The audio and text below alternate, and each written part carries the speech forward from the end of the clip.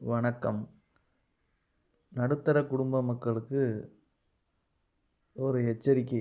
யாரு ஒத்திக்கு, லீஸுக்கு என்று சொல்லுவார்கள். 2 வருடம், 3 வருடம் என்று சொல்லிவிட்டு அந்த வீட்டுக்கு செல்வோம். அதுவும் வெண்ணில பத்திரம் என்பார்கள். சும்மா 11 மாச அக்ரீமெண்ட்ட நம்ம ஸ்டேஷனரி ஸ்டோர்லேயோ எங்கேயோ ஒரு இடத்துல வாங்கி புல்லப் பண்ணி குடுத்துட்டு போவோம். ஆனா, அங்கே போய் வீட்டுக்கு போன உடனே கொஞ்ச நாள்ல பேங்க் நோட்டீஸ் வரும். இந்த வீட்டின் பேர்ல ஏற்கனவே கடன் இருக்கு. அதனால நாங்க ஜப்தி பண்ண போறோம் அப்படின்றது. இந்த விஷயங்கள் யாருமே சொல்ல மாட்டாங்க. அதனால லீஸுக்கு போறவங்க எப்படி வீடு வாங்குறோமோ, இடத்த வாங்குறோமோ அதுக்கு ஈசி போட்டு பார்க்குற மாரி, அந்த வீட்டுக்கு ஈசி போட்டு பாருங்க. சார் பதிவாளர் அலுவலகத்தில ஆன்லைன்ல இந்த வீடு என்ன நிலைமையில இருக்கு அப்படின்றத ஈசிய போட்டு பார்த்துட்டு குடுங்க. ஏன்னா அதிகப்படியான பணத்த குடுத்து நீங்க லீஸுக்கு போறீங்க. 10,00,000 20,00,000 அப்படின்லாம் குடுத்தா, தயவுசெய்து நீங்க வெறும் வெண்ணில பத்திரம் சும்மா எழுதி குடுத்துட்டு போகாதீங்க. சும்மா சொல்லுவாங்க, 11 மாசத்துக்கு எழுதி தர்றோம். அப்புறம் நாங்க எக்ஸ்டெண்ட் பண்ணிக்கிட்டே போறோம். அப்படின்லாம் சொல்லுவாங்க. அதுக்கு ஒத்துக்கிறாதீங்க.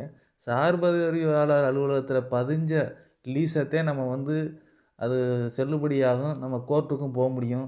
இல்லைன்னா உங்களுடைய பணத்துக்கு எந்தவித கேரண்டியும் கிடையாது. அதே மாரி நெறைய வீடுகள்ல பார்த்தீங்கன்னா, அந்த ஓனர் வெளிநாட்ல இருப்பாரு. அவர் இங்க ஒரு புரோக்கர்ட்ட சொல்லிட்டு போவாரு.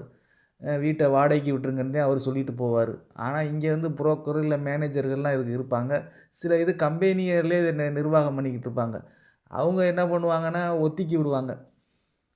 வாடகைன்றத சொல்லாம ஒத்திக்கி 10,00,000 15,00,000ன்னு ஓனர் வெளிநாட்ல இருக்காரு அப்படின்னு சொல்லிட்டு, இல்ல அப்படின்னு சொல்லி நம்மட்ட ஒத்திக்கி விட்டுருவாங்க.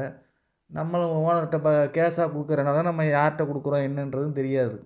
அப்ப நம்ம பணம் குடுக்குறதா இருந்தா, ஒரு வீட ஒத்தி பிடிக்கிறதா இருந்தா, நேரடியா ஓனருடைய அக்கவுண்டோ, இல்ல ஓனர நேரா பார்த்தோ ட்ரான்ஸ்ஃபர் பண்ற மாரிக்கான அக்கவுண்ட் ட்ரான்ஸ்ஃபர் பெஸ்ட்டு.